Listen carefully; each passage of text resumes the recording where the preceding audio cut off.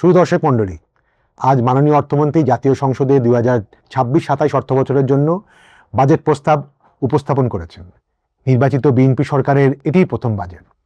তো কেমন হলো এই বাজেট? নতুন কি থাকছে এই বাজেটে? বাজেটে কি জনতুষ্টিকেই প্রাধান্য দেওয়া হয়েছে, নাকি স্থবির অর্থনীতিকে চাঙ্গা করার জন্য সিরিয়াস কিছু দিক নির্দেশনা আছে এই বাজেটে? এই সকল বিষয় নিয়ে আলোচনা করার জন্য বাজেট উপলক্ষে সেন্টিস নেশনের বিশেষ আয়োজন বাজেট ওয়েলফেয়ার অর গ্রোথ। আমি ফাহিম মাসুর আছি আপনাদের সাথে। আলোচনা করব এবারে বাজেটের বিভিন্ন দিক নিয়ে। সাথে থাকবেন দেশের বাজেট ও কর কাঠামো নিয়ে পলিসি লেভেলে গবেষণা করা অভিজ্ঞ বেশ কিছু এক্সপার্টস। বাজেট নিয়ে বিশেষ এই অনুষ্ঠানের এই পর্বে আমার সাথে আছেন স্নেহাশিস বড়ুয়া, স্ম্যাকের ফাউন্ডিং পার্টনার। স্নেহাশিস বড়ুয়া বাংলাদেশের একজন অত্যন্ত সুপরিচিত চার্টার্ড অ্যাকাউন্টেন্ট ও ট্যাক্স এক্সপার্ট। প্রায় 2 যুগের বেশি অভিজ্ঞতা ফাইন্যান্সিয়াল রিপোর্টিং, অ্যাকাউন্টিং এবং ট্যাক্সেশন নিয়ে। স্নেহাশিস, আপনাকে ধন্যবাদ আমাদের অনুষ্ঠানে জয়েন করার জন্য। তো আপনি তো অলরেডি বাজেট ডকুমেন্টস হাতে পেয়েছেন, রিভিউ হয়তো কিছুটা করেছেন। তো আপনার কাছে কি মনে হয় যে এই বাজেটে, এবারের বাজেটে বিশেষ কোনো দিক কি আমরা দেখছি যে আগের অন্যান্য বছরের বাজেটগুলো থেকে নতুন কি কোনো ডিরেকশন আপনার কাছে মনে হয়েছে যে এই বাজেটে আছে? প্রথমেই আপনাকে ধন্যবাদ সেন্ট্রিস নেশনের এই অনুষ্ঠানে আমাকে আমন্ত্রণ জানানোর জন্য। তো আসলে মানে বাজেট তো মাত্র অর্থমন্ত্রী মহোদয় ডিক্লেয়ার করলেন। বাজেটের যে অ্যাভেলেবল যে পাবলিক ডকুমেন্টেশন সেটা মাত্র আপলোড হলো, কিন্তু আমরা দেখছি গত সপ্তাহখানেক ধরে বিভিন্ন পাবলিক নিউজ যেখানে আছে, বিশেষ করে সোশ্যাল মিডিয়া, ইলেকট্রনিক, প্রিন্ট মিডিয়াতে বিভিন্ন রিপোর্ট কিন্তু হয়েছে। আবার সাথে আমরা অর্থ বিলটাও একটু দেখার সুযোগ হয়েছে। তো এবারে আমার কাছে মনে হচ্ছে যে মানে বিগত 10-15 বছরে আমি যে বাজেটের এই কাজগুলোর সাথে যেহেতু সম্পৃক্ত আছি, তো দেখতাম যে আপনার বিভিন্ন সমিতি, অ্যাসোসিয়েশন, বিজনেস থেকে যেভাবে প্রপোজালগুলো যেত, তো সবাই বলতো এটা একটা টিক বক্স এক্সারসাইজ, যে আমরা শুধু আমাদের প্রস্তাবগুলো দিই, কিন্তু আমাদের প্রস্তাবের অধিকাংশই রাখা হয় না। তো এবারে যেটা আমার কাছে মনে হয়েছে যে প্রস্তাবগুলো দিয়েছে, বিশেষ করে মানে আপনার কোভিডের পরবর্তী দেখবেন রাশিয়া ইউক্রেন যুদ্ধ, তারপর হচ্ছে আপনার ছাত্র জনতার অভ্যুত্থান, আবার নতুন নির্বাচিত সরকার ক্ষমতা নেওয়ার পরপরই কিন্তু এই যে মিডল ইস্ট ক্রাইসিস, এই সবগুলো মাথায় রেখে বিজনেস আসলে একটা লঙ্গার টার্মে কিন্তু স্ট্রাগল করছে, মানে ইরেসপেক্টিভ অফ এনি বিজনেস স্থবির হয়ে আছে। তো এই মুহূর্তে আসলে ব্যবসায়ীদের অনেক কিছু দাবি ছিল।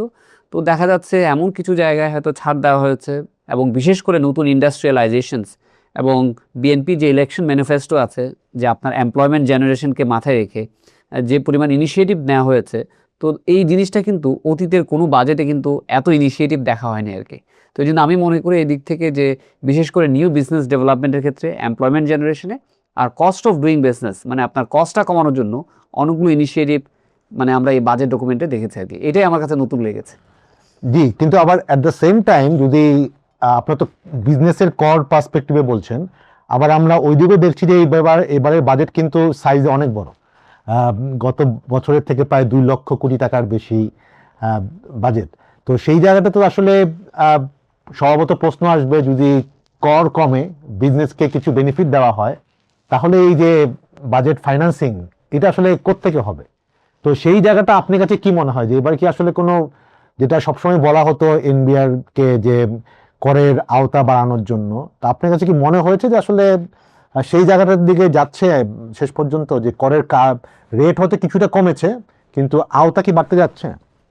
আসলে দেখুন, যেহেতু মানে বিএনপি প্রায় 20 বছরের মতো পরে ক্ষমতায় এসছে অলমোস্ট, আর এটা তাদের প্রথম বাজেট, এবং ইলেকশন ম্যানিফেস্টোতে তো অনেকগুলো সোশ্যাল ওয়েলফেয়ারের জন্য অনেকগুলো দিক নির্দেশনা ছিল, শুধু কৃষক কার্ড না, ফ্যামিলি কার্ড না, এরকম আরো অনেক কিছু দিক নির্দেশনা ছিল। আমাদের প্রোগ্রাম টাইটেলটা কিন্তু এই জন্যই করা হয়েছে যে ওয়েলফেয়ার অর গ্রোথ, ওয়েলফেয়ার আর কি। হ্যাঁ, সো এখন এই ওয়েলফেয়ার যেহেতু টার্গেট ছিল, সো তার মানে এখানে আমার কিছু স্পেন্ডিং আছে, যেটা অর্থমন্ত্রী মহোদয় তার বাজেট বক্তৃতায় কিন্তু সুস্পষ্ট করেছেন কোন কোন জায়গায় ওয়েলফেয়ারগুলো করবেন।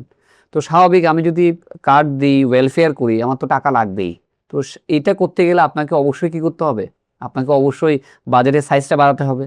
আর ধরেন আপনি দেখবেন যে আমাদের অ্যানুয়াল ডেভেলপমেন্ট প্রোগ্রাম যেটা আছে, ওখানেও কিন্তু প্রায় 1 লাখ কোটি টাকার মতো কিন্তু 2 লাখ কোটি টাকা ছিল, এবার 3 লাখ কোটি টাকা। তো অ্যানুয়াল ডেভেলপমেন্ট প্রোগ্রামের কথাই হচ্ছে মানুষের হাতে আসলে টাকাটা তুলে দেওয়া। মানে আপনি যত বেশি পাবলিকের কাছে মানি সার্কুলেশনটা বাড়বে, ইকোনমি তত যে স্ট্যাগনেন্সিটা আছে সেটা দূর হবে বলে হয়তো মনে করছেন। সো এটাই তো খুব স্বাভাবিক, যখন আপনার অ্যানুয়াল এক্সপেন্ডিচার বাড়বে আর আপনার তো অপারেশনাল এক্সপেন্ডিচার তো দিন দিন বাড়ছেই, কারণ সুদের অংশ আপনার অনেক বেড়ে যাচ্ছে। গভর্নমেন্ট অলরেডি ডিক্লেয়ার করেছে যে তারা পে কমিশনের ফার্স্ট ট্রান্সে যেটা আছে সেটা এই জুলাই থেকে কার্যকর করবে। সো এটা নিয়ে এবং অয়েল কষ্ট বেড়ে যাচ্ছে, সাবসিডিও বাড়ছে, তার 42,000 কোটি টাকা সাবসিডিও বাড়ছে। সো এই ক্ষেত্রে আপনি যদি operational expenditure plus development expenditure করতে হয়, তাহলে আপনার তো টোটাল এক্সপেন্ডিচার বাড়বেই। আমরা যেহেতু এক্সপেন্ডিচার বেস বাজেটিং করি, তো তার আমার যদি এক্সপেন্ডিচার বাড়বে, স্বাভাবিক এই এক্সপেন্ডিচারটা আমরা কীভাবে ফাইন্যান্স করব। তো এই জন্যই আমাদের যে এক্সপেন্ডিচার মানে ফাইন্যান্সিংয়ের মূল অস্ত্র হচ্ছে আপনার রাজস্ব আহরণ। সেই রাজস্ব আহরণের মধ্যে কিছু আছে এনবিআর আর কিছু হচ্ছে নন এনবিআর। এই জন্যই দেখবেন যে রাজস্ব আহরণের টার্গেটটা অতীতে যে কোনো সময়ের তুলনায় অনেক বেশি পরিমাণে বৃদ্ধি পেয়েছে। সো স্বাভাবিক এখন আপনি যদি ওই পরিমাণ রাজস্ব আহরণ করতে না পারেন, একটা ডেফিসিট তো হবেই। কারণ আপনি কতটুকু লোন দিয়ে ফাইন্যান্সিং করবেন, কারণ অলরেডি মানে যে বছর চলছে, লাস্ট যে স্ট্যাটিস্টিক্স ছিল 10 মাসে কিন্তু পুরো 1 বছরের মানে ডেফিসিট, মানে আপনি যে ফাইন্যান্সিংটা আপনার ইন্টারনাল সোর্স থেকে করার কথা অলরেডি এক্সিড করে গেছে। সো বাকি 2 মাসে তো আরও এক্সিড করে যাবে। সো তার মানে মোর বরোইং মিনস এটা মোর কস্ট, কারণ এটা তো আর লো কস্টে না, মানে গভর্নমেন্ট ট্রেজারি বিল বন্ডের অ্যাভারেজ রিটার্নই দেখবেন 10%-এর উপরে। So it's very expensive borrowing. So এই জন্য আসলে ধরেন দিনের শেষে গিয়ে যদি ইন্টারনাল রেভিনিউ জেনারেশন করা না যায়, মানে রাজস্ব আহরণ করা যদি না যায়, এই সক্ষমতাটা যদি বাড়ানো না যায়, তাহলে মানে সত্যিকার অর্থে এটা খুব চ্যালেঞ্জিং হয়ে যাবে বলে আমি সামনের দিকে না। তো সেই জন্য তো আমি বলছিলাম যে আসলে যদি রেটটা কিছুটা কম আমরা দেখছি, আমরা তো ডিটেল ডিসকাস করব, কিন্তু যদি রেটও কমে তাহলে আসলে তো ওই জায়গাতে কিছুটা ডেফিসিট তো আরো বেশি বাড়ার কথা। সেই জায়গাটায় সরকার কিন্তু বলছে যে রাজস্ব আহরণ প্রায় 40%, if I am not wrong, বাড়াবে। তো আপনার কাছে কি মনে হয়, অ্যাটলিস্ট এনবিআর এর মাথায় কি আছে যে কিভাবে তারা বাড়াবে? আসলে দেখেন, মানে রাজস্ব আহরণ 40% অতীতে কোনো বছর বাংলাদেশে বেড়েছে কিনা এটা যথেষ্ট সন্দেহ আছে। মানে ডাবল ডিজিট গ্রোথ হয়, বাট হয়তো 10-15 এতটুকু গ্রোথ হয়। 40% তো বিয়ন্ড ইমাজিনেশন, এবং যেখানে ইকোনমি একটু স্লো ডাউনে আছে, ভালোই স্লো ডাউন আছে ইকোনমি। এই ইকোনমির এই অবস্থায় আপনার যদি 40% গ্রোথ টার্গেট যেটা বলছেন, এটা তো আসলে একটা অনেক অনেক চ্যালেঞ্জিং। আসলে রেভিনিউ বাড়াতে গেলে তো গ্লোবালি ফর্মুলাটা হচ্ছে আপনার নেটটা বড় হতে হবে আর বেসটা বড় হতে হবে। মানে there are fundamental difference between net and base. তো আপনি তো নিশ্চয়ই জানেন যে আমাদের অবস্থা আসলে যদি দেখেন ইনকাম ট্যাক্স বা ভিএডিতে নেটটা খুবই কম। এত বিজনেসেস হয়, মাত্র আপনার 7 লাখের মতো ইবিন আছে, মানে এত করযোগ্য করদাতা আছে। আমাদের ইটিন আছে এখনো মাত্র 1,30,00,000 মতো, মানে পুরো বাংলাদেশের 18 কোটি মানুষের মধ্যে বা এতগুলো ব্যবসায়ীর মধ্যে। তো তার মানে আমার কিন্তু নেটটা কিন্তু খুব কম। আবার নেটে যারা আছে তারা কিন্তু আবার কমপ্লাইও করে না। ধরেন যারা আছেন তারা ঠিকমতো রিটার্ন দেয় না, মানে 1/3 ট্যাক্স রিটার্ন দেয়, ভ্যাটে হয়তো 4 লাখের মতো ভ্যাট রিটার্ন দেয়। আবার যারা রিটার্ন দেয়, মানে তারা কি সঠিকভাবে তাদের ট্রানজ্যাকশনসগুলো দেখায়? মানে আমরা যে বারবার বলছি বেসটা, এই বেসের একটা বড় ধরনের ইরোশন হচ্ছে 2টা কারণে। এক হচ্ছে আমাদের যারা সচ্ছল করদাতা আছেন, মানে যারা ওয়েলদি পিপল আছেন, তারা তাদের ওয়েলথটা কিন্তু ঠিকমতো দেখাচ্ছে না। যে সমস্ত প্রতিষ্ঠানগুলো আছে, যে পরিমাণ ইকোনমিক অ্যাক্টিভিটি হয়, তার ইকোনমিক অ্যাক্টিভিটিগুলো ঠিকভাবে তার কর রিটার্নে বা তার অ্যাকাউন্টসে রিফ্লেক্ট হচ্ছে না। সো এটা না হওয়ার কারণে আমার বেসটা কিন্তু ছোট হয়ে যাচ্ছে। আবার সরকার নিজেও কিন্তু বেসটা ছোট করে দিচ্ছে, কারণ বেস ছোট করার মূল কারণ হচ্ছে এই যে বিভিন্ন রকমের ছাড় দিচ্ছে, যেটাকে আমরা বলি ট্যাক্স এক্সপেন্ডিচার বা কর অব্যাহতি। আপনি income tax expenditure, VAT expenditure, কাস্টমসের এক্সপেন্ডিচার যদি যোগ করেন, তাহলে সেটা কিন্তু আমরা যা কালেক্ট করি 6.5 তারই কাছাকাছি কিন্তু। সো আমরা যা কালেক্ট করি সেই পরিমাণ আবার ছাড়ও দিই। সো তার মানে দেখেন বেস সরকারের এসআরের জন্য বা এক্সামশনের জন্য কমে যাচ্ছে, মানুষ সঠিকভাবে না দেখানোর কারণে কি কমে যাচ্ছে। সো সবগুলো মিলে আমরা কিন্তু খুব স্কুইজড অবস্থায় আছি। সো এই জন্য আমরা যদি দেখি এবারের বাজেটে, আমি একটু দেখার চেষ্টা করেছিলাম যে আনঅফিশিয়াল ভার্সন যেগুলো আছে, যেগুলো পাবলিক মিডিয়া থেকে পাওয়া গেছে, তো ওখানে নেট এক্সপানশনের উল্লেখযোগ্য সংখ্যক মানে আমি কার্যক্রম দেখিনি। কয়েকটা আমি কার্যক্রম দেখেছি যেটা বলা যায় যে ধরেন আপনার বিশেষ করে ব্যাংক অ্যাকাউন্ট খুলতে গেলে আপনার ইটিন, আবার বিজনেস যদি ব্যাংক অ্যাকাউন্ট খুলতে যায় ইবিন নিতে হবে। তো এখন আপনি যদি ইটিন বা ইবিন নিয়ে মানে আপনি নেট এক্সপানশনে যান, তাহলে তো আপনার কাছে এনআইডি আছে। আপনি যদি কারো ব্যাংক অ্যাকাউন্ট ট্রেস করতে হয়, এনআইডি দিয়ে যদি আপনি প্রাণ দেন, তাহলে আপনি অটোমেটিক্যালি কী পাবেন? তার ব্যাংক স্টেটমেন্ট পেয়ে যাবেন। আবার বিজনেস, তার তো ট্রেড লাইসেন্স বা সার্টিফিকেট অফ ইনকর্পোরেশন কোনো না কোনো ডকুমেন্টেশন আছে, সেটা কিন্তু আপনি অটোমেটিক পান। সো এখন এটা দিয়ে যদি আমি নেট এক্সপানশন করি, তাহলে আপনাকে মাথায় রাখতে হবে যে পুরো ব্যাংকিং ইন্ডাস্ট্রি কিন্তু খুব ভালো অবস্থায় কিন্তু নাই। মানুষের মধ্যে যখন আস্থার সংকট হয়, তখন মানুষকে অলরেডি তো বিভিন্ন কারণে লোকজন তো ব্যাংক থেকে টাকা উঠাচ্ছে। এখন এই ভয়ে বিভিন্ন লোকে আবার অ্যাকাউন্ট বন্ধ করে দেয়, সেটা আরেকটা ক্রাইসিস তৈরি হবে। সো এই জন্য নেট বাড়ানোর ক্ষেত্রে মানে খুব অল্প সংখ্যক ইনিশিয়েটিভ এখনো পর্যন্ত আমার চোখে পড়েছে, খুব বড় ধরনের কিছু পড়ে নেই। তবে হ্যাঁ, বেস বাড়ানোর জন্য সরকার কিছু পদক্ষেপ নেওয়ার কথা কিন্তু বলেছে। এর মধ্যে উল্লেখযোগ্য হচ্ছে এপিআই দিয়ে আপনার যত জায়গায় অ্যাসেট রেজিস্ট্রি আছে তার সাথে কানেক্টিভিটিটাকে এনশিওর করা, যাতে আপনার ধরেন যে সম্পদগুলো আনডিসক্লোজড আছে, যে ট্রানজাকশনগুলো আনডিসক্লোজড হয়, সেটাকে কিভাবে উদ্যোগ নিবে, বাট এটাকে ইমপ্লিমেন্ট করতে তো আসলে টাইম লাগবে। এই বছরে কি হবে নট নেসেসারি। না, এখানে সবচেয়ে বড় সমস্যা হচ্ছে যে ধরেন আপনি যদি বাংলাদেশ ব্যাংকের অ্যাকাউন্টের সাথে যদি মানে বাংলাদেশ ব্যাংকই তো রেগুলেটরি বডি, আপনি যদি এটা অনলাইনে যদি কানেক্ট করতে চান, তাহলে ব্যাংকিং রেগুলেশনে কি আছে সেটা তো আগে আপনাকে অ্যামেন্ড করতে হবে, কারণ ব্যাংক তো ক্লায়েন্টের ইনফরমেশন খুব কনফিডেন্সিয়াল আকারে রাখে। তাহলে যদি এই দুইটা সংস্থার সাথে যদি কিনা হয় একটা বোঝাপড়া না হয়, এই আইনগুলো যদি সংশোধন করা না হয়, আবার ধরেন প্রযুক্তিগতভাবে সিকিউরিটাইজেশন যদি ঠিকমতো না হয়, তাহলে তো ধরেন দিনের শেষে গিয়ে আপনি ইন্টিগ্রেট করতে পারবেন না। ল্যান্ড মিনিস্ট্রির সাথে যদি অ্যাড করতে না পারেন, বা যে সমস্ত জায়গায় অ্যাসেট আছে সেটা সিটি কর্পোরেশন হতে পারে, সো অ্যাড করতে না পারলে বা এই কানেক্টিভিটিগুলো এনশিওর করতে না পারলে আপনার বেসটা কিন্তু সঠিকভাবে রিফ্লেক্ট হবে না। সো আমার কাছে মনে হয় সবচেয়ে বড় চ্যালেঞ্জ হচ্ছে যে আসলে সরকার যেহেতু বলছেন যে আমরা কর পরিপালনের জন্য যে বিধানগুলো আছে এগুলো যদি সহজীকরণ করে দেয়, ট্যাক্স অফিসে যে কালচারাল যদি কোনো শিফট আনতে পারে, মানুষের মধ্যে সে যদি আস্থার ভাবটা যদি তৈরি হয় যে কর অফিসে গেলে আমার কি হয়রানি হবে না, তাহলে মানুষকে কিন্তু নেটে আনাটা উদ্বুদ্ধ করা যাবে। যেমন ধরেন এবার যে কাজটুকু করেছে, আপনি যদি দেখেন যে গত বছর কিন্তু সমস্ত করদাতাগুলো অনলাইনে যারা দিয়েছে, মানে ব্যক্তি শ্রেণীর করদাতা আছে, দেখবেন 95% কিন্তু অনলাইনে ট্যাক্স রিটার্ন দিয়েছে। এবং এইটার যে একটা স্বাচ্ছন্দ্য, যে কোথাও যেতে হয়নি, কারো কোনো এক্সপেকটেশন ছিল না, মানে অনলাইনে আমার অ্যাকনলেজমেন্ট রিসিপ্টটা চলে আসছে, সো এখানে কিন্তু কি হয়ে গেছে, আপনার হ্যাসেল ফ্রি একটা অবস্থায় কিন্তু চলে গেছেন। এবার যেটা করেছে, ভ্যাট রিটার্ন অনলাইনে ম্যান্ডেটরি করে দিয়েছে। আবার বলছে যে না, আমি যদি অতিরিক্ত কর দিয়ে থাকি, সেই করটা কিন্তু আপনার ফেরত দেওয়ার জন্য কিন্তু একটা বিধান করা হয়েছে। এখন ঘটনা হচ্ছে এই যে কাজগুলো করা হচ্ছে, এগুলো কত দ্রুত ইমপ্লিমেন্ট করতে পারবেন। মানুষের কাছে যখন একটা আস্থা তৈরি হবে যে না, আমি যদি কর অতিরিক্ত দিই সে করটা ফেরত পেতে পারি, তখন দেখবেন মানুষের মধ্যে কমপ্লায়েন্স কালচারটা তৈরি হবে, এবং তখন নেট এবং বেস বাড়ানোর জন্য কিন্তু কি সরকারকে খুব বেশি ব্যাক পেতে হবে না বলে আমি মনে করি। না, এক্স্যাক্টলি, আমরা ওই পয়েন্টে আসছিলাম, যেটা নিয়ে আসলে আমরা গত বেশ কিছুদিন ধরে কথা বলছি যে বাংলাদেশে আসলে ডিরেক্ট ট্যাক্সেশন এই নেট কম থাকাতে আলটিমেটলি সরকার ইনডিরেক্ট ট্যাক্সেশনের দিকে যায়, ভ্যাটের দিকে যায়, কাস্টম ডিউটির দিকে যাচ্ছে, তারপর এআইটির দিকে যাচ্ছে, যেটা আসলে AIT advance income tax by definition, but সেটা আসলে বাধ্যতামূলক করাতে আর ইনডাইরেক্ট ট্যাক্সেশনই হয়ে যায়, আমরা বলি টিডিএস। হ্যাঁ। তো এখন যেটা হচ্ছে যে আবার আমরা বলছি যে বাংলাদেশের বেশিরভাগ লোক ট্যাক্স ডিরেক্টলি দিচ্ছে না, কিন্তু ইনডাইরেক্টলি কিন্তু আসলে সবাই দিচ্ছে। একজন রিক্সাওয়ালা থেকে শুরু করে গ্রামের কৃষক পর্যন্ত কিন্তু আসলে যখন সে একটা চিপস কিনে খাচ্ছে, সে কিন্তু একটা ভ্যাট দিচ্ছে, বা পানি বা মোবাইল যখন সে ব্যবহার করছে সে কিন্তু দিচ্ছে। তো অতএব ট্যাক্স কিন্তু আসলে সবাই দিচ্ছে, কিন্তু ডিরেক্ট হিসাবে না, ইনডিরেক্ট হিসাবে। এখন সেই জায়গাটাতে যেটা দেখা গেল যে কিছুটা হয়তো, যেটা নিয়ে আপনিও বেশ কিছু কাজ করেছিলেন, যে প্রপোজাল দিয়েছিলেন যে ইম্পোর্ট লেভেলে যে টিডিএস যেটা বেশি কাটা হতো, সেটা বোধহয় আগে ছিল 5% যে কোনো প্রোডাক্টের ক্ষেত্রে, বেশিরভাগ প্রোডাক্টের ক্ষেত্রে, সেটাকে এখন 4% করা হলো। মানে এক সেন্সে ইনডাইরেক্ট ট্যাক্স কিছুটা কমানো হলো। এবং আপনি একটু আগে যেটা বলছিলেন যে আগে বেশিরভাগ ক্ষেত্রে এটাকেই চূড়ান্ত ট্যাক্স হিসাবে দেখানো হতো, এখন সেটাকে মানে সমন্বয়যোগ্য করা হচ্ছে। তো এইটার ইম্প্যাক্ট কি আপনার কাছে মনে হয় যে, কারণ এইগুলি বলা হতো যে ব্যবসায়ীদের পক্ষ থেকে এইগুলির জন্য জিনিসের দাম বেড়ে যাচ্ছে, কারণ ভোক্তার উপরই আলটিমেটলি কস্টটা পড়ছে। তা আপনার কাছে কি মনে হয় যে এই জিনিসগুলো দিয়ে ভোক্তা লেভেলে কর ভার সাধারণ ম্যাস লেভেলে কিছুটা হলেও কমবে? দেখুন, মানে এখানে আসলে জিনিসটা হচ্ছে কি, যে ধরেন আমি ইনকাম ট্যাক্স, ভিএটি বা কাস্টমসে যে চেঞ্জেসগুলো আসছে, এখানে একটু দেখার চেষ্টা করেছিলাম যে আমরা বারবার বলি আমরা কর কাঠামোতে কোনো স্ট্রাকচারাল চেঞ্জ আসছে কিনা।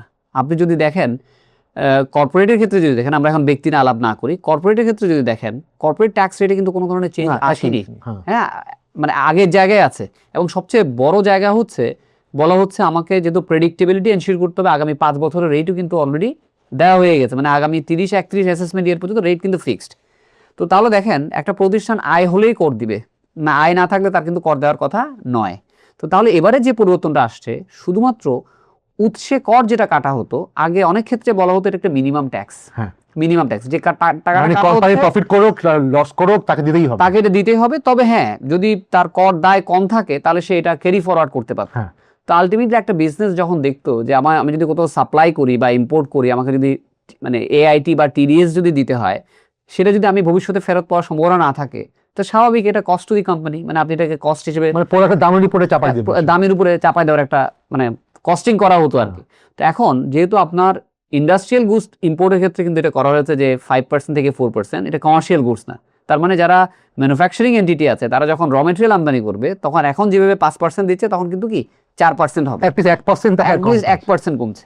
আবার প্যাকিং ম্যাটেরিয়াল যদি কিনে, আগে 5% টিডিএস কাটতে হতো, এখন কাটবে হয়তো আপনার সে 3%। তো আপনার এখানে কিন্তু 2% একটা সাশ্রয় হচ্ছে। স্বাভাবিক বাংলাদেশে আসলে সবচেয়ে বড় যে সমস্যা সেটা হচ্ছে ট্যাক্স কালচারটা, কারণ ট্যাক্স এডুকেশন বা কালচারটা এখনো পর্যন্ত ওইভাবে নাই। তা আপনি যদি কখনো কারো কাছ থেকে কিনতে যান, সে বলে ভাই আপনি এটা নিলে নেন, না নিলে না নেন, আমাকে এত টাকাই দিতে হবে, মানে যদি আপনি এই ধরনের সাপ্লাই ভালো না পান, তখন সেক্ষেত্রে প্রতিষ্ঠান বাধ্য হয় ওই যে মানে যে টাকাটা টিডিএস হিসেবে কাটতে হতো সে নিজের পকেট থেকেই দিয়ে দিতে হয়, মানে কমপ্লায়েন্সটাকে মেনটেন করার জন্য। তো স্বাভাবিক যদি অন্যের কর যখন আমি দিয়ে দিব, কারণ এখন একটা ফেমাস কথাবার্তা হচ্ছে কিন্তু মানে বাকি সবাই কর দিচ্ছে না বলে যারা কমপ্লায়েন্ট করদাতা যারা তাদের উপরে চাপটা পড়ছে। সো তখন কি হচ্ছে, আমি বাধ্য হচ্ছি যে আমি ওর করটা নিজেই দিয়ে দিচ্ছি। তা আমি যখন আরেকজনের কর দিয়ে দিব, স্বাভাবিক এটা আমার প্রোডাক্টের কস্টে ঢুকে যাবে। তা এখন ঘটনা হচ্ছে এই যে কর ঢুকে যাওয়াটা এবার কিন্তু উল্লেখযোগ্য হারে সরকার চেষ্টা করেছে অনেকগুলো এক্সপেন্সের উপরে টিডিএসটাকে রেশনালাইজ করার জন্য, যেটা আমরা দীর্ঘদিন ধরে বলে আসছি যে টিডিএসটা রেশনালাইজ করা হোক। তো এই রেশনালাইজ করা হলে যে সমস্ত জায়গায় তারা আগে কমপ্লাই করতে গেলে টিডিএসটাকে লোড করতে হতো মানে তার খরচের সাথে, এবার যদি ভারটা একটু কমে, তাহলে আমরা আশা করব প্রোডাক্টের কস্টেও কিন্তু সেটার ইম্প্যাক্টটা যেন পড়ে। তো স্বাভাবিক আসলে আমরা যদি এটা পোস্ট বাজেট অ্যানালাইসিসে গিয়ে দেখতে পারি যে আসলে কতটুকু দাম কমেছে এর মাধ্যমে, তাহলেই বুঝবো জনগণের কাছে এটা সুফল পৌঁছায় না পৌঁছায় নাই। আপনি তো সেটা বলছিলেন মেইনলি যে সকল র মেটেরিয়ালের ক্ষেত্রে আমরা বুঝলাম যে একটা লজিক্যালি বা থিওরিটিক্যালি কমার কথা। আরেকটা হচ্ছে যে যেহেতু একটা ভালো ইনফ্লেশনের চাপ আছে, প্রায় 9.5-10% মতো এখন ইনফ্লেশন, এবং একটা বড় অংশ হচ্ছে আমাদের ফুড ইনফ্লেশন, এবং আমরা জানি যে বাংলাদেশে একটা বড় মানে খাদ্যদ্রব্য কমোডিটি বিদেশ থেকে ইম্পোর্ট করতে হয়। তো সেই জায়গাতে তো মোস্ট প্রবাবলি 1 থেকে 0.5%, যেটা আগে 1% ছিল 0.5% হয়েছে। এটা কি সবগুলি ক্ষেত্রেই হয়েছে নাকি কিছু কিছু ক্ষেত্রে হয়েছে? না, এইটা তো আসলে তো আমাদের তো মানে বেসিক কমোডিটিস গুলোর মধ্যে চাল তো মোটামুটি আমাদের ইম্পোর্ট করতে খুব বেশি হয় না। আমাদের মেইন হয় হয়তো আপনার সয়াবিন তেল আছে, সুগার আছে, সো আমাদের এই এসেনশিয়াল আইটেমস গুলোতে কিন্তু ইম্পোর্ট বেশি করতে হয়। তো স্বাভাবিক মানে ধরেন এটা তো ধরেন আপনার যদি কোনো কারণে 10% এদিকে সেভ হয় টিডিএস কমার কারণে, আবার ওইদিকে যদি ধরেন এই ক্রাইসিসের কারণে যখন ফুয়েল কস্ট বেড়ে গেছে আপনি প্রত্যেকটাতে, এই যে বিশেষ করে ইলেকট্রিসিটি তেল খরচ বেড়ে গেছে, ট্রান্সপোর্ট কস্ট বেড়ে যাচ্ছে। সো যদি আপনি বিদ্যুতের খরচ বাড়ে বা ফুয়েলের কস্টগুলো বাড়ে, অটোমেটিক্যালি এটা কিন্তু প্রত্যেকটা প্রোডাক্ট বা সার্ভিসের উপর ইম্প্যাক্টটা ফেলে। তো দিনের শেষে গিয়ে এই টিডিএস কমার কারণে মানে সত্যিকার অর্থে যদি ওই কস্ট আরো বাড়ে, তাহলে হয়তো দেখা যেত যে না এটা যদি টিডিএস না কমানো হতো তাহলে খরচটা হয়তো আরো বাড়তো।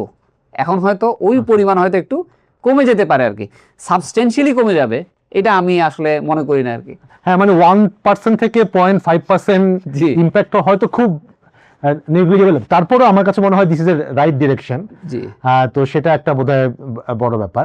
তো আমরা একটু যদি আরেকটু আসি যে মানে অনেকেরই আগ্রহ থাকে যে আসলে যারা পার্টিকুলার স্যালারিড প্রফেশনালস তাদের ক্ষেত্রে যারা ইনকাম ট্যাক্স দেয় রেগুলার, যারা যেই সীমিত সংখ্যক লোকজনও ইনকাম ট্যাক্স রেগুলার দিচ্ছে, তাদের জন্য এই বাজেটে আসলে কি পরিবর্তন হলো? আচ্ছা, আপনি ব্যক্তি শ্রেণীর করদাতা, আচ্ছা আমি একটু কর্পোরেটের দুটো জিনিস আছে একটু বলে যাই। সেটা হচ্ছে কর্পোরেটের দীর্ঘদিন দাবি ছিল যে আমাদের যে লিস্টেড কোম্পানি ছাড়া যে রেটটা আছে 27.5%, এটা way too high as compare to our regional rates. মানে আমরা যখন কম্পেয়ার করি ভিয়েতনাম, ইন্দোনেশিয়ার সাথে, এটা 20-22%-এর মতো, আর আমাদের তো অন্যগুলোর কারণে ইফেক্টিভ ট্যাক্স রেট আরো বেড়ে যায়। তো এটা দীর্ঘদিন দাবি ছিল যে আসলে এটা একটু রেশনালাইজ করা হোক, কারণ এখন যেহেতু 5 বছরের রেট দিয়ে দিয়েছে, তো তার মানে এখন যদি কোনো ফরেন ডিরেক্ট ইনভেস্টর আসে বা একটা লোকাল ইনভেস্টর যদি চিন্তা করে আমি বাংলাদেশে ইনভেস্ট করবো নাকি ভিয়েতনামে ইনভেস্ট করবো, যদি কেউ ইনভেস্টমেন্টে চিন্তা করে, তো স্বাভাবিক যেখানে রেট কম আছে সেখানে সেই ইনভেস্ট করবে। তো এই জন্য আমি মনে করি সরকার দীর্ঘমেয়াদী চিন্তা করা উচিত কিভাবে এই রিজিওনাল অ্যালাইনমেন্টটা করা যায় ইন টার্মস অফ রেট।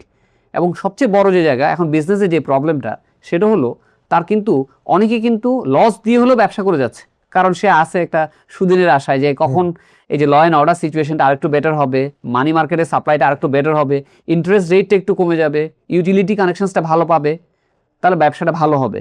এখন লস হলেও কিন্তু আমাদের একটা 1% মিনিমাম ট্যাক্স দিতে হয়, হ্যাঁ লাভ হোক আর লস হোক। হ্যাঁ, তাহলে দেখেন আমরা আশা করেছিলাম মোস্ট প্রবাবলি মোবাইল কোম্পানিগুলোর ক্ষেত্রে বেশি, একটু বেশি, যে 1.5% না 1.5%। কিন্তু আমরা এবার আশা করেছিলাম যে মানে মোবাইল বা কার্বোনেটেড ব্যাভারেজ বা টোব্যাকো কোম্পানি বাদ দিয়ে যারা আছে তাদের এখানে রেটটা একটু কমানো হবে। কারণ এটা যদি কমানো না হয়, দিনের শেষে লাভ হোক আর লস হোক, ওই মিনিমাম ট্যাক্স কিন্তু তাকে কিন্তু দিতেই হচ্ছে। তো যেহেতু এই জিনিসটা এবার ছিল, তো আমরা আশা করেছিলাম একটু এই মিনিমাম ট্যাক্স, বাট এবার এটা কমানো হয়নি, এটা কমানো হয়নি। বাট মোস্ট প্রবাবলি স্টার্টআপের ক্ষেত্রে বোধহয় এটাকে 0% করা হ্যাঁ, হয়েছে। এটা তো স্টার্টআপ তো আসলে আপনি যা খুব ছোট একটা পাই, ভেরি মিনিমাম, ওখানে ওনারা যদি 10 কোটি টাকাও মিনিমাম ট্যাক্স দেয়, এটা সরকার না পেলেও সমস্যা নাই, কারণ যদি ইকোনমি যদি অ্যাক্টিভিটি যদি বাড়ে আর কি। সেজন্য আমি মনে করি কর্পোরেট ট্যাক্সের এই দুইটা জায়গায় সরকার চাইলেও হাত দিতে পারতো, মানে to cater the current need. কারণ আমি তো অনেক জায়গায় ছাড় দিয়েছি, এখানে যদি অল্প একটু ছাড় দেওয়া যেত তাহলে বিজনেসের মধ্যে আরো কমফোর্ট। 1% অফ রেভিনিউ কিন্তু সিগনিফিকেন্ট অ্যামাউন্ট, অনেক হাই, অনেক হাই। জি হ্যাঁ, এনিওয়ে তারপরে মানে ব্যক্তি কস্ট, ব্যক্তি করদাতাদের ক্ষেত্রে দেখবেন, মানে আমি অনেকের সাথে কথা বলেছি, দেখা যাচ্ছে অনেকেই সন্তুষ্ট না। কেন সন্তুষ্ট না? কারণ এখন তো ভাই ইন্টারনেটের যুগ, সে দেখে ইন্ডিয়াতে আসলে স্ল্যাবটা কোথায় শুরু হয়, পাকিস্তানে কোথায় শুরু হয়, শ্রীলঙ্কায় কোথায় শুরু হয়, ভুটানে কোথায় শুরু হয়, নেপালে কোথায় শুরু হয়, মানে এবং ওই দেশের কারেন্সিকে কনভার্ট করে ফেলছে বাংলা টাকায়, যে কোত্থেকে শুরু করে। কারণ দিনের শেষে দেখতে হবে এই মার্জিনাল লেভেলে যারা আছে তারাই কিন্তু অনেক বেশি স্ট্রাগল করে। আমাদের আসলে ট্যাক্স কমিটি যেটা ছিল, ট্যাক্স রিফর্ম কমিটি গভর্নমেন্ট যেটা করেছিল, সেখানে আমরা বলেছিলাম যে ইনিশিয়াল স্ল্যাবটা এমনভাবে করা, যে আমি ওই কমিটি মেম্বার ছিলাম, তো ওখানে আমরা বলেছিলাম যে দেশের সিপিআই ইন্ডেক্স যেটা আছে, মানে এই ইনফ্লেশনের যে ইন্ডেক্সটা আছে, এই ইন্ডেক্সেশন অ্যালাউন্সটাকে মাথায় রেখে এই স্ল্যাবটা যেন ডিটারমাইন করা হয়, যাতে যারা মার্জিনাল লেভেলে আছে তারা যেন একটু কমফোর্ট পায়। প্লাস হচ্ছে আমাদের যখন ট্যাক্স স্ট্রাকচার দেখেন, শুরুতে জিরো থেকে সরাসরি চলে যাচ্ছেন 10%-এ। আমাদের 1 বছর আগেও কিন্তু 5% একটা রেট ছিল। তো এইখানে আসলে যারা খুব মার্জিনাল মানে ট্যাক্স পেয়ার যারা আছে, তারা আশা করেছিল হয়তো মানে ইনিশিয়াল স্ল্যাবটা একটু বাড়বে, আর শুরুটা 10% না হয়ে যদি 5% করতে পারতো, কারণ এই জায়গার করদাতা কিন্তু অনেক বেশি, মানে ব্যক্তি শ্রেণীর করদাতা কিন্তু অনেক বেশি, তাদের জন্য একটা কমফোর্ট তৈরি হতো। এটা গেল মানে মোস্ট প্রবাবলি যার মাসিক বেতন 40-50 হাজার টাকা, সেই রেঞ্জটার কথা আপনি বলছেন না, 40-50 বলবো না, ধরেন 60+ যারা আছে তাদের জন্য আর কি। 40-50 হলে কিন্তু ওই যে স্ল্যাব গিয়ে গেলে ট্যাক্সেবিলিটি আসে না আর কি। সো 60+ যদি যারা চলে যায় তাদের জন্য। আবার দেখেন তার পরবর্তীতে যখন আপনি যাচ্ছেন, হঠাৎ করে আসলো যে ইনভেস্টমেন্ট ট্যাক্স ক্রেডিট কমে যাবে, মানে আগে ছিল 15%, এখন হয়ে যাচ্ছে 10%। সো ইনভেস্টমেন্ট ট্যাক্স ক্রেডিট যদি কমে যায়, স্বাভাবিকভাবে তার কর ভারটা কিন্তু বেড়ে যাবে, মানে আপনি যদি যান। আমি যদি বুঝে থাকি যে আগে যারা একটু বেশি ইনকাম করে তাদের 10 লাখ টাকা পর্যন্ত ট্যাক্স মানে রেয়াত পেত, এখন সেটা বোধহয় 7.5 লাখ টাকা। কিন্তু যারা মার্জিনালি আছে তারাও কিন্তু তাদের মানে টোটাল ইনকামের একটা মানে পার্সেন্টেজ আছে, এই পার্সেন্টেজ প্লাস হচ্ছে কত 15% অফ দি ইনভেস্টমেন্ট অ্যামাউন্ট, এটা কর রেয়াত পেত। এখন যদি এটা 15-এর জায়গায় যদি 10% করে দেন, তা আলটিমেটলি গিয়ে কিন্তু ওই যারা মার্জিনাল থেকে একটু উপরের দিকে যারা আছে তারা কিন্তু ব্যাডলি এফেক্টেড হয় ওই আপনার এই পার্সেন্টেজের 5% এই চেঞ্জের কারণে। সো এই জন্য এখন তাদের একটু বেশি ট্যাক্স দিতে হবে। আবার যদি আর একটু যান যে উচ্চ শ্রেণীর করদাতা যেটা আছে, এবার যদিও এটা এবছরের জন্য অ্যাপ্লিকেবল হবে না, এটা 28-29 থেকে হবে, ওনাদের জন্য একটা হাই ট্যাক্স রেট দেওয়া হয়েছে 35%, মানে যেটা আগে ম্যাক্সিমাম 30% ছিল সেটা এখন 35%। তা আমাকে দেখতে হবে এই রিজিওনাল মানে এই জায়গার মধ্যে কোন দেশে ব্যক্তি শ্রেণীর করদাতার উপর কর ভার 35% আছে, আর এখানে তো শেষ না, তারপর 35%-এর পরে আবার 35%-এর মতো কি আছে, সারচার্জ আছে। তার মানে 35 মানে কত, প্রায় 10%, মানে প্রায় 40% এফেক্টিভ রেট 40% বেশি হয়ে যাচ্ছে, 44 অ্যাবাভ হবে। এখন সবচেয়ে বড় যে জায়গা আছে আসলে, এই সমস্ত যারা হাই নেটওয়ার্থ ইন্ডিভিজুয়াল যারা আছেন তারাই কিন্তু পুঁজির যোগানটা দিবে, মানে ইন্ডাস্ট্রিতে যে ক্যাপিটাল যেটা আছে ওটা কিন্তু ওনারাই দিবে। এখন ওই ক্যাপিটালের টাকাটা আমরা যদি রিইনভেস্টমেন্ট করার সুযোগ না দিয়ে যদি ট্যাক্স হিসেবে যদি চলে যায়, তাহলে ফার্দার রিইনভেস্টমেন্টটা কিন্তু হবে না, এবং অনেকে দেখা যাবে যে হাইট করবে ইনকাম এবং সে দেশের বাইরে হয়তো টাকা চলে যাবে। জি, কারণ রিস্ক তো থেকেই যাচ্ছে অফকোর্স, কারণ আপনি যখন দেখবেন অন্য দেশে আমার 25% ট্যাক্স রেট আছে, বাংলাদেশে আমাকে 44% দিতে হয়, তো স্বাভাবিক বাংলাদেশে তো সবাই ফেয়ার ওয়েতে এত টাকা ইনকাম ডিক্লেয়ার করে না। এখন যখন একটা থ্রেশহোল্ড দিয়ে দিবেন, তখন সে চেষ্টা করবে অলওয়েজ ওই থ্রেশহোল্ডের নিচে কি থাকার জন্য, কনসিলমেন্ট হবে, সাইফোনিং হবে, এগুলো করার কিন্তু। এবং আমরা দেখেছি গত কয়েক বছরে ট্যাক্স রেট হাই ইনকামে বাড়ার ফলে যে সরকারের এই ক্ষেত্রে ট্যাক্স কালেকশন বেড়েছে তা কিন্তু না, জি তাই না? তো সেটা আসলে যত বেশি বাড়ে রেট, দেখা যাচ্ছে যে ট্যাক্স ইভেশনের মানে প্রবণতা বাড়ে। জি জি সো এই জন্য আমি বলবো যে ধরেন পার্সোনাল ট্যাক্স রেটেও স্ট্রাকচারাল যদি চেঞ্জ চিন্তা করি, এটা কিন্তু আমি বলবো অন্য জায়গায় এত ছাড় দিয়েছে, এত জায়গায় আপনার আমি বলবো যে কর ছাড় বা এক্সামশনস গুলো দিয়েছে, এই জায়গায় রেটগুলো নিয়ে যদি একটু ফান্ডামেন্টালি স্ট্রাকচার লেভেলে একটু কাজ করতো তাহলে এটা অনেক বেশি কমফোর্টেবল। এবং যে অভিযোগটা করা হয় যে যারা ট্যাক্স দেয় তাদের উপরেই আবার চাপানো হচ্ছে, জি তো মানে এক সেন্সে সেটা আবার আনফেয়ারও। জি তো এনিওয়ে, তো সেটা একটা জায়গায় আমরা বুঝলাম। তো আমরা আরেকটা জায়গায় যেখানে আসলে আপনি নিজের এক্সপার্টিস আছেন, ক্যাপিটাল মার্কেটে, মানে আমাদের অনেকের দর্শকদের অনেক আগ্রহ আছে। তো ক্যাপিটাল মার্কেটে বা পুঁজিবাজারে কি কোনো এই বাজেটে, যদিও বলা হচ্ছে মাননীয় অর্থমন্ত্রী কিন্তু অনেকবার বলেছে ক্যাপিটাল মার্কেটকে নতুন করে ঢেলে সাজানো হচ্ছে, তো অনেকে ভেবেছিল যে ক্যাপিটাল মার্কেটের জন্য বোধহয় বেশ কিছু ইনসেন্টিভ আসবে। তো আপনি কি দেখেছেন কোন ইনসেন্টিভ আসার ক্ষেত্রে এই ক্ষেত্রে? না, আসলে ক্যাপিটাল মার্কেটের ইনসেন্টিভের থেকেও আমি মনে করি সবচেয়ে বড় দরকার যেটা হচ্ছে সেটা হচ্ছে আস্থা বা ট্রাস্ট। যদি আস্থা যদি অর্জন করা না যায় ইনভেস্টরদের, তাহলে আপনি ইনসেন্টিভ দিয়ে খুব বেশি যে কাজ হবে এই মুহূর্তে তা না। তো এই জন্য আমার কাছে মনে হয়েছে যে অর্থমন্ত্রী যে মানে প্রায়োরিটিগুলো ওনার বাজেট বক্তৃতায় দিয়েছেন এগুলো খুবই যুগোপযোগী। যদি উনি এটা ইমপ্লিমেন্ট করতে পারেন মানে এই ট্রাস্ট অর্জন করার জন্য ইনভেস্টরদের জন্য, তাহলে আমি মনে করি এখানে কোনো বাধা থাকবে না। যেমন উনি বলছেন সেটেলমেন্টটা T+0-তে করার জন্য, এখন যেটা T+2-তে হয় এটা কিন্তু T+0-তে করবেন। অনলাইন সার্ভেলেন্সটা আর্টিফিশিয়াল ইন্টেলিজেন্স বেস হবে, যাতে এরকম ধরেন যারা প্রাইস নিয়ে ম্যানিপুলেট করে তাদেরকে ধরা যায়। এবং সবচেয়ে বড় যে জায়গায় যে আমাদের দেশের সবচেয়ে বড় সমস্যা হচ্ছে মানি মার্কেটের উপর ওভার ডিপেন্ডেন্সি, যেটা আপনি এই ব্যাংকিং ক্রাইসিসগুলোর জন্য দায়ী। আমাদের যদি আজকে একটা শক্তিশালী পুঁজিবাজার থাকতো এবং বন্ড মার্কেট এবং সরকারের যদি একটা নীতি থাকতো যে না একটা দীর্ঘমেয়াদী পুঁজি, মানে আমার যদি একটা ক্যাপিটাল প্রজেক্টস হয় সেক্ষেত্রে আমি এটা ব্যাংক থেকে নিতে দিব না, অবশ্যই আপনাকে একটা সার্টেন অ্যামাউন্ট এক্সিড করলে সেটা পুঁজিবাজার থেকে তুলতে হবে, তাহলে কিন্তু আর ব্যাংক থেকে কিন্তু এত নির্ভরশীলতা লাগতো না। মানে আপনি ক্যাপিটাল মার্কেট থেকে কিন্তু ফান্ড নেবেন। এরপর আপনি কি ইকুইটি মার্কেট করবেন? আপনার বন্ড মার্কেটের জন্য সবচেয়ে বড় যে ঝামেলাগুলো আছে, যে ইন্টিগ্রেশনের যে ইস্যুসগুলো, এগুলো কিন্তু আইডেন্টিফাইড। সো যদি বন্ড মার্কেটটাও ঠিক করা যায় তাহলে আমার আরেকটু ভালো প্রোডাক্ট থাকবে। ওই ডেরিভেটিভ বা কমোডিটি এগুলো আর অনেক দূরে। তারপর এছাড়াও উনি আইডেন্টিফাই করেছেন যে এই মার্কেটে কিন্তু সাপ্লাই সাইড খুব পুয়ার, ভালো কোম্পানি নাই। তো এখানে ভালো কোম্পানি এনে যদি আমি পুঁজিবাজারে আনতে পারি, মানুষের ট্রাস্ট আসবে। প্লাস পাশাপাশি নন পারফর্মিং বা যেগুলো অপারেশনে নাই এই সমস্ত কোম্পানিগুলোকে তুমি যদি ডিলিস্ট করার ব্যবস্থা করে, তাহলে দেখবেন একটা ব্যালেন্স আসবে বলে আমি মনে করি। সো এখানে নির্দেশনা যথেষ্ট আছে, এটি ইফেক্টিভলি কতটুকু আপনি ইমপ্লিমেন্ট করতে পারবেন তার উপরে নির্ভর করবে যে আসলে আমাদের পুঁজিবাজার আসল পুঁজিটা যোগান দিতে পারে কিনা। না, ভালো বলেছেন। আমরা প্রায় শেষ পর্যায়ে, আমরা একটু জাস্ট রেট নিয়ে কথা বললাম, ডিরেক্ট ইনডিরেক্ট ট্যাক্স নিয়ে কথা বললাম। এবার একটু বলি যে আসলে যেই কারণে অনেকে বলা হয় যে বাংলাদেশের ট্যাক্স কমপ্লায়েন্স কম, এটার প্রসেসগত দিক থেকে মানে যারা চায়ও ট্যাক্স দিতে সাবমিট করতে তারা বিভিন্ন প্রসেসের কারণে নিরুৎসাহিত হয়। তো এই বাজেট প্রস্তাবনায় কি আপনি দেখেছেন কোনো প্রসেস, ট্যাক্স কালেকশন প্রসেস বা tax submission process, return submission প্রসেসের মধ্যে কোনো মানে সহজীকরণ করা হয়েছে? এক্ষেত্রে আপনার বলে রাখা ভালো যে ধরেন সবচেয়ে বড় জিনিস আপনি দেখেছেন গত বছর অনলাইন মানে পার্সোনাল ট্যাক্স অনলাইনে দেওয়ার জন্য কিন্তু বাধ্যতামূলক করা হয়েছে। এবার বাজেট বক্তৃতায় আছে কর্পোরেট ট্যাক্স অনলাইনে হবে, ভ্যাট রিটার্ন ম্যান্ডেটরি অনলাইনে হবে, ন্যাশনাল সিঙ্গেল উইন্ডো অনেক দিন আগের পুরনো প্রজেক্ট এটা এবার সম্পূর্ণ বাস্তবায়ন করা হবে। এটা ছাড়াও যত ধরনের অ্যাপ্লিকেশনস এনবিআর করতে হয়, যেমন আপনি আইটিএস এর একটা এক্সামশন সার্টিফিকেটের জন্য যান, এটা পুরোটাই মানে ওয়েব বেসড হবে, আপনি অনলাইনে অ্যাপ্লাই করবেন, ওনারা অনলাইনে অ্যাপ্রুভালটা দিবে। সেরকম অনেকগুলো ইনিশিয়েটিভস ওনারা নিয়েছেন। আরেকটা বোধহয় বেশ ইন্টারেস্টিং ব্যাপার দেখলাম যে আগে মানে প্রতি মাসে ভ্যাট রিটার্ন সাবমিট করা হতো, জি জি এখন সেটা 3 মাসে জি কোয়ার্টারলি ভ্যাট রিটার্নটা দিতে হবে। এটা ইজ অফ ডুইং বিজনেস। এটা কি আপনার কাছে মনে হয় যে ব্যবসায়ীদের জন্য এটা একটু সুবিধা হবে? অবশ্যই, মানে আপনি প্রতি মাসে আপনার রিটার্ন দেওয়ার থেকে যদি 3 মাস পর দিতে হয় তাহলে আপনার তো 2বার কাজ কমে গেল, একবারেই কাজটা করলেন, কিন্তু ভ্যাটটা প্রতি মাসে দিতে হবে, রিটার্নটা হয়তো আপনি 3 মাস অন্তর অন্তর দিবেন। তো এখানে আসলে তো ইনিশিয়েটিভ তো অনেকগুলোই স্বপ্ন দেখিয়েছে আমাদেরকে। এখন সবচেয়ে বড় যে জায়গা সেটা হচ্ছে এখানে যিনি করবেন, যে অথরিটি করবেন, ওনাকে একটু রেসপন্সিবল করা, একটা টাইমলাইন দিয়ে যে ভাই যাই হোক অতীতে যাই হয়েছে আমি এই সময়ের মধ্যে যেন আমি এটা অবজেক্টিভটা অ্যাচিভ করি। যেমন ধরুন অনলাইনে ট্যাক্স রিফান্ড বা ভ্যাট রিফান্ড যেটা আছে, যখন আপনি একবার রিটার্ন প্রসেস করে একজনকে, 2জনকে, 10জনকে যখন আপনি ফেরত দিতে পারবেন, তখন তো একটা ওয়ার্ড অফ মাউথ হয়ে যাবে যে online system is working perfectly. Otherwise আপনি যতই স্বপ্ন দেখান, বাস্তবায়ন যদি করতে না পারেন তাহলে কিন্তু স্বপ্ন কিন্তু স্বপ্নই থেকে যাবে। বাট আগ্রহের জায়গাটা আমরা যেটা দেখেছি, যেহেতু পার্সোনাল ট্যাক্স অনলাইন হয়ে গেছে, বাকি অনেকগুলো মডিউল ভ্যাট রিটার্ন আমরা অনলাইনে দিতে পারি, সেরকম অনেকগুলো মডিউল যেভাবে নেওয়া হচ্ছে, আমাদের এখন দরকার হচ্ছে কম্প্রিহেন্সিভ ডিজিটালাইজেশন।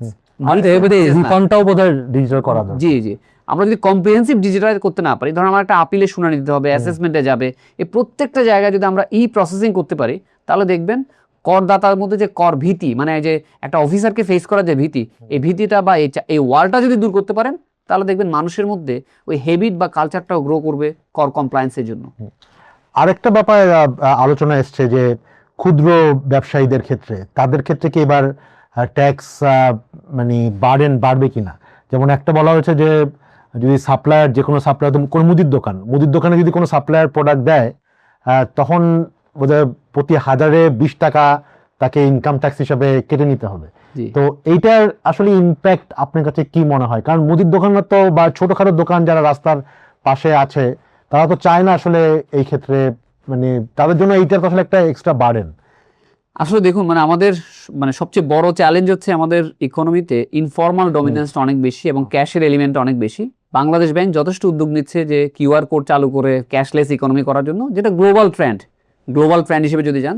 এবং পাশাপাশি দেখবেন অনেকগুলো জায়গায় কিন্তু কর ছাড় দেওয়া হয়েছে কীভাবে ক্যাশলেস করা যায়, মানে ইকুইপমেন্টের ডিউটি কমানো থেকে শুরু করে যত ধরনের ফেসিলিটেশন সব কিন্তু বাজেটে কিন্তু আছে। তো এখন মেইন প্রবলেম হচ্ছে, আমি যাকে আসলে ক্ষুদ্র দোকানদার চিন্তা করছি, আসলে উনি কি ক্ষুদ্র কিনা আমি তো জানি না, ওনার ভলিউমটা কত, মানে ওনার ভলিউম অফ ট্রানজ্যাকশনসটা কতটুকু।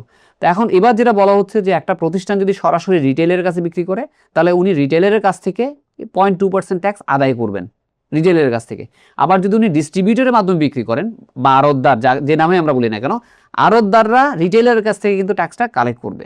তো এখন আমাদের এই পুরো ট্যাক্স সিস্টেমের সবচেয়ে বড় সমস্যা, যেটা আমি আগেও আলাপ করেছিলাম, যে এই ইনডাইরেক্ট কম্পোনেন্টের, আমরা বলছি এটা ডাইরেক্ট ট্যাক্স, বাট দিনের শেষে গিয়ে এটা মানে ইনডাইরেক্ট ট্যাক্সের মতো হয়। ইন্ডিয়ার বা মন্ত্রী বলছেন যে এটা একটা ডিরেক্ট ট্যাক্স, কিন্তু আসলে তো এটা ওয়ান কাইন্ড অফ মানে ইনডাইরেক্ট ট্যাক্সেশন হয়ে যাবে, অলমোস্ট দ্যাটের মতো একটা ইনডাইরেক্ট ট্যাক্স হয়ে যাবে। ধরেন একটা রিটেইলার, তার কাছে একটা কমপ্লায়েন্ট কোম্পানির লোক গেছে, আর একটা মনে করেন কমপ্লায়েন্স কম আছে এরকম কোম্পানির লোক গেছে। এখন সে যদি বলে যে ভাই আমার আগে মার্জিন ছিল 14 টাকা বা 15 টাকা, এখন তোমার মার্জিনটা 20 পয়সা কমে যাবে, তখন বলবো ভাই তোমার মাল রাখবো না, আমি এই মালটাই বেচবো, কারণ সে তো চাইবে তার লাভ যেখানে সেইটা দেওয়ার জন্য। তখন কি হবে, বাধ্য হয়ে এই কমপ্লায়েন্ট কোম্পানি গ্রস আপ করে নিবে, মানে ওই টাকাটা, মানে এটা সে নিজের থেকে গ্রস আপ যদি করে নিজের পকেট থেকে দিবে, তো আলটিমেটলি গিয়ে যদি সে নিজের পকেট থেকে দিতে হয়, সে তার প্রোডাক্টের প্রাইস এটা ঢুকাই দিবে। আর যদি আড়তদারকে যদি দিতে হয়, আড়তদার কাকে চার্জ করবে? আড়তদার তখন চার্জ করবে কোম্পানির কাছে।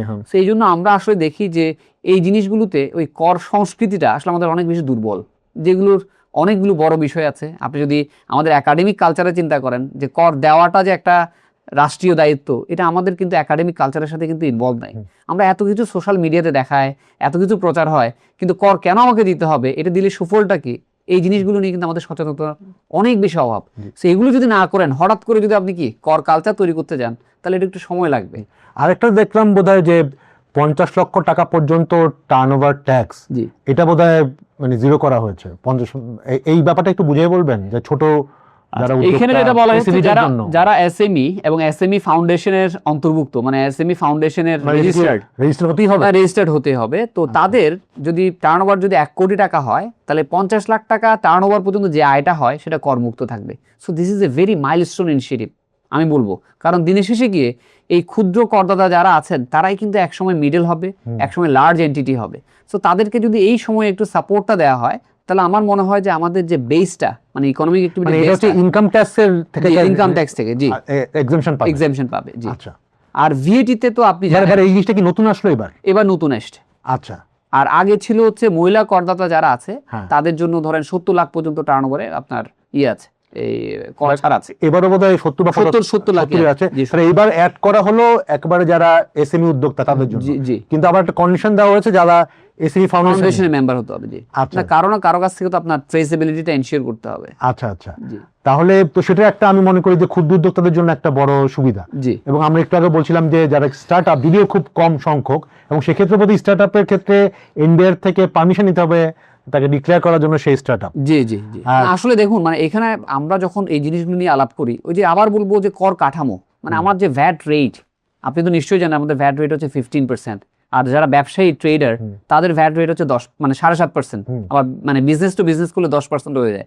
তা আমরা যতক্ষণ না পর্যন্ত ইনকাম ট্যাক্স, ভ্যাট এবং কাস্টমসের এই রেটগুলোকে রেশনালাইজ করব, ততক্ষণ পর্যন্ত আসলে এই যে কর কমপ্লায়েন্সটা, এটা এনশিওর করা কিন্তু ডিফিকাল্ট হবে। শুধু উৎসে কর কমিয়ে আপনি স্ট্রাকচারাল চেঞ্জ হয় না, আপনাকে যখন করতে হবে তখন কিন্তু ওভারঅল হোলিস্টিক ওয়েতে দেখতে হবে। এটা না করে যদি আমি বিটস এন্ড পিসেস করি, হয়তো সাময়িক কিছু উপশম হবে, বাট দীর্ঘমেয়াদে আপনার এই স্ট্রাকচারাল রিফর্মটা কিন্তু আসবে না। তো ধন্যবাদ স্নেহাশিস বড়ুয়া। আমরা প্রচুর বেশ কিছু জিনিস আলোচনা করলাম, ট্যাক্স, ভ্যাট, কাস্টমস নিয়েও আমরা কিছু কথা বলেছি এবং প্রসেস নিয়ে। তো আমরা সবাই আশা করি যে আমাদের কমপ্লায়েন্স বাড়বে, but at the same time রেটগুলো বা স্ট্রাকচারগুলো এমনভাবেই করতে হবে যাতে লোকজন ভলেন্টারিলি আসলে এই প্রসেসের মধ্যে দিয়ে যায়। এবং আমরা মনে করি যে বাংলাদেশে ডেভেলপমেন্টের জন্য বা ওয়েলফেয়ার, যেটা নিয়ে আজকে আমরা আমাদের টাইটেল, ওয়েলফেয়ারের জন্য আসলে সবচেয়ে বড় ব্যাপার হচ্ছে আমার মানে টাকার কালেকশন করতে হবে। মানে ব্যাংক থেকে টাকা ধার নিয়ে বা বিদেশ থেকে টাকা ধার নিয়ে তো আসলে ওয়েলফেয়ার করা সম্ভব না। লোন করে তো ঘি খাওয়া যাবে না। তো আমরাও মনে করি যে যদি আমরা ট্যাক্স সিস্টেমটাকে ভালো করতে পারি তাহলে আসলে আমাদের একটা সাস্টেইনেবল ওয়েলফেয়ার ইকোসিস্টেম আমরা তৈরি করতে পারবো, যাতে আমাদের যারা পিছিয়ে পড়া যারা জনগোষ্ঠী আছে তারা যাতে স্টেটের সার্ভিস পায়। তো আপনাকে অনেক ধন্যবাদ আমাদের সাথে সময় দেওয়ার জন্য। তো শ্রোতা দর্শক মণ্ডলী, আমরা কথা বললাম এতক্ষণ স্নেহাশিস বড়ুয়ার সাথে বিভিন্ন ট্যাক্স প্রপোজাল নিয়ে, যেটা আজকে মাননীয় অর্থমন্ত্রী সংসদে ঘোষণা করেছেন। তো আমরা আমাদের পরবর্তী পর্বে এই ব্যাপারে আরও কথা বলবো, এবং সাথে করে ওভারঅল যে আমাদের বাজেট আছে সেটা কিভাবে আমাদের ডেফিসিট ফাইন্যান্সিং হবে, কিভাবে সেখান থেকে আমাদের যে ওয়েলফেয়ারের ক্ষেত্রে টাকা কালেকশন করা যায়, বা সেটি করতে গেলে আমাদের আদৌ যদি যেই ইনভেস্টমেন্ট চাচ্ছি আমরা সেটা কি কোনোভাবে ক্ষতিগ্রস্ত হবে কিনা, সেই ব্যাপারগুলো নিয়ে আমরা আলোচনা করব। তো আমাদের সাথেই থাকুন। ধন্যবাদ আপনাদের।